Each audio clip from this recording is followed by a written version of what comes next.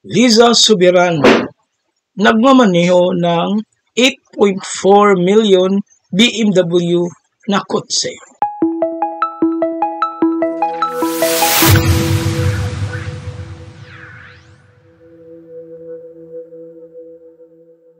Dumating si Liza Soberano sa page ng TikTok celebrity na si Daniel Mac at tuwang-tuwa ang kanyang mga Pinoy fans na makita ang isang sulyap sa kanyang buhay sa US.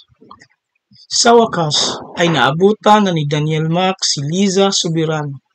Sa video, makikita ang namumuong Hollywood star na naglalayag sa isang marangyang convertible sa Beverly Hills, Los Angeles.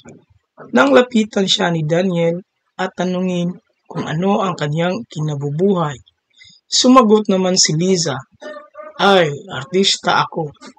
Nasa Pilipinas ang mga trabaho ko kaya malamang hindi mo ako nakikilala."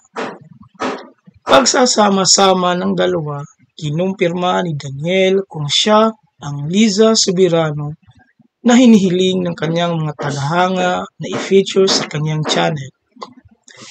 After si Liza nagnad ng affirmation, nag-add ng tanong si Daniel kay Liza, "Mayroon ka bang payo sa buhay para sa mga taong sumusubok na pumasok sa pag-arte?"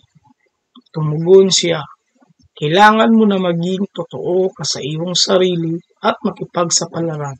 Ang sports car na nakitang minamaneho ni Liza ay isang BMW i8, isang plug-in na hybrid na sports car na umusbong sa paglunsad nitong 2014.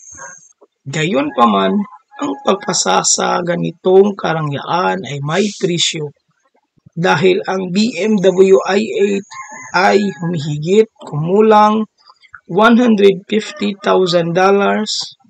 o humigit kumulang na 8.4 million pesos.